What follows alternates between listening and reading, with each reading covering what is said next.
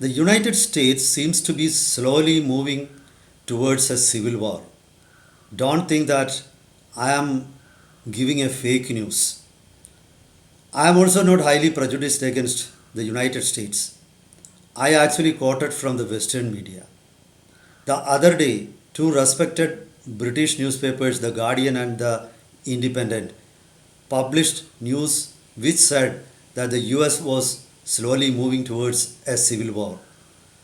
Another respected political magazine from the West, the Politico, also published a similar report.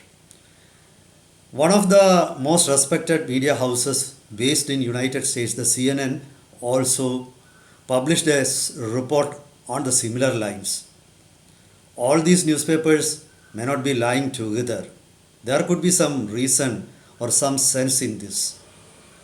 All these reports actually appeared after the heinous murder of Charlie Kirk, who is, a propagandist of the right wing and who was actually instrumental in the return of Donald Trump as the President of the United States.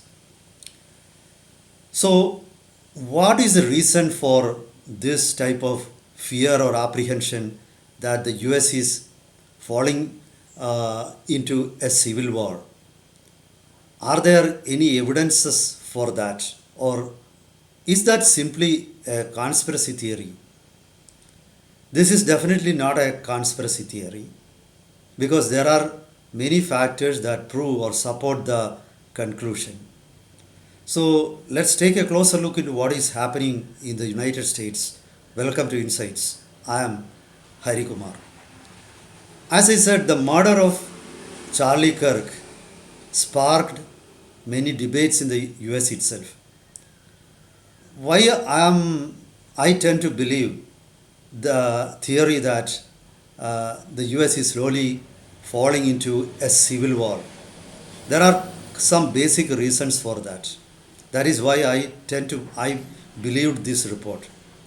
One of the most important factors is the US has the largest number of guns in the world. If you look at the number of, or it's this is a rough estimate, the number of guns in possession of the public in the whole world, it comes to around 85 million or 850 million, which comes to 85 crore. Half of that, and even a bit more than half of that, that's around 40 to 43 crores of guns are with the people of United States. It means more than 450 million guns are there with the people of United States. So you have got the basic weapon with you. You don't need to arm people again. You got guns, you got bullets. Only thing is that you need to develop a mindset for taking a shot at your neighbor or those who differ with you. Similarly, the US is a very highly polarized society. This is especially true in present times.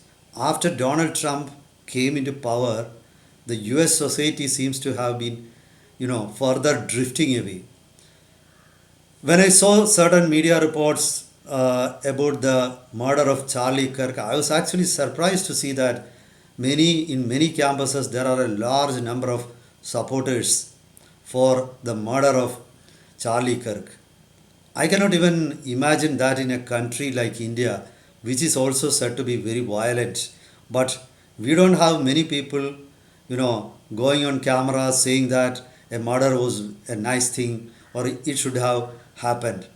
So there are many people who cheer the murder of Charlie Kirk in the United States, which is something surprising and which shows the level of polarization that exists in the society.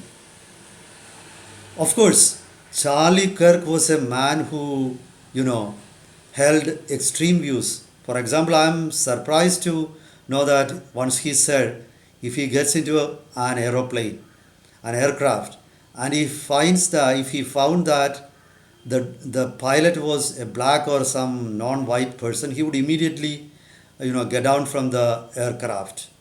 What absolute rubbish was such an opinion. So that also shows the level of, racial bias ingrained in his persona.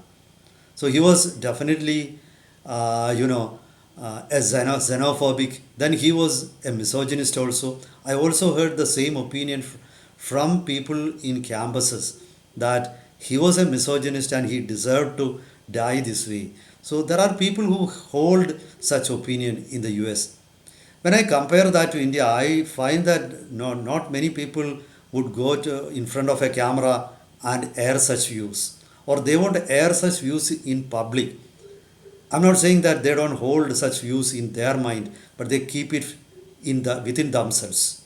Not they would not go before the public with such an opinion.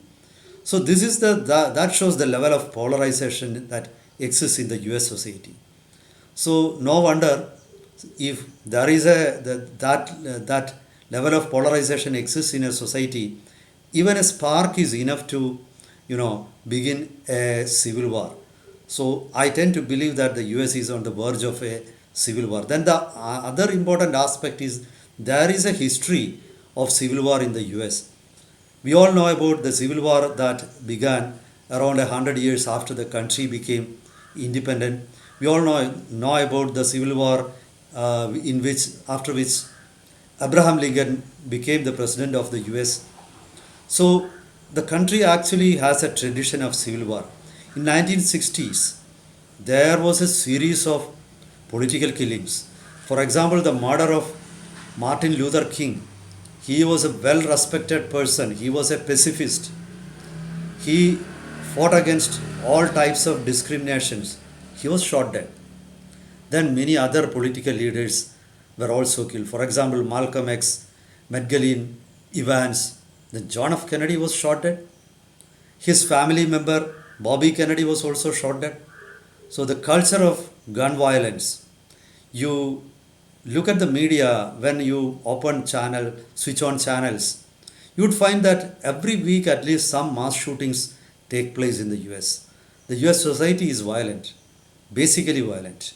So I think that if such a society, which is basically violent, gets separated too far or get polarized too far, any minor event can spark a civil war there. So I don't think the reports about a possible civil war in the US are exaggerated. They are actually matter of fact. But as Indians, we tend to think that it could be exaggerated. We have a very high, I know, we don't agree with the US on many topics, but at the same time, we think that the society, like the country, is very, has progressed much. So we don't think that such a situation may happen in the US. Think the US, there is a civil war begins in US, like the way what is happening in Nepal, like the way what happened in Sri Lanka. So that seems, pretty awkward. But this is the truth. Truth is always, many times, if not always, stranger than fiction. So this is the situation. So we tend to believe that. Now again there is a question as to what is the reason, who are the lefties, instigating a riot in the US? Are they responsible for those politics of violence? Need not be, because initially I read that the man who killed Charlie Kirk, his name is Taylor Robinson. He actually, some reports initially said he was a conservative. Then later, it was corrected that his family members are conservatives, but he is not a conservative. He has, he holds leftist ideology close to his heart. Now reports appear like that. We don't know about that. But again, I read, analysis which said the US is in a real danger because the whole society is violent. So lone wolf attacks happen everywhere in the US. These are not organized. If a crime is organized, it is possible for the investigating agencies or security forces or the law and order machinery to control it, because there is a center point, there is a think tank, there is a mechanism, organization set up There is a channel which promotes funding for all those activities. So this is true for with other countries, but when it comes to the US, things are different because people are already motivated in favor of violence. So they need not be organized, they need not be given arms, they need not be funded. You know how a society has become a broken society. Family, the institution of family has deteriorated. Actually, the country itself is responsible. The country's, official mechanisms, the setup itself is responsible for this kind of chaotic situation, and the whole society is sitting on a powder keg. Anytime violence can happen. So this is the reality. So this is much more dangerous. So lone wolf attacks can happen anywhere. It's just an ideology or a thinking that links many people. Many don't know each other. Drug, the use of drugs is rampant. So things are all in favor of, a murder. If a murder doesn't happen, that is something surprising.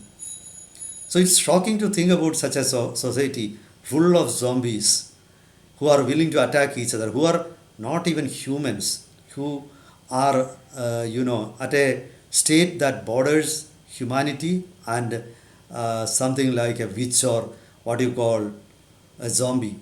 So, in such a society, violence can happen at even a minor spark. So let's see how things are going to turn up, how the US is going to handle such a situation, how the country is going to come back from this stage. It's actually going through a slippery slope, whether it will be able to recoup itself, come back to normalcy, back will people be able to come back to their senses. Let's see how things turn up. Meet you again with updates. Till then, goodbye.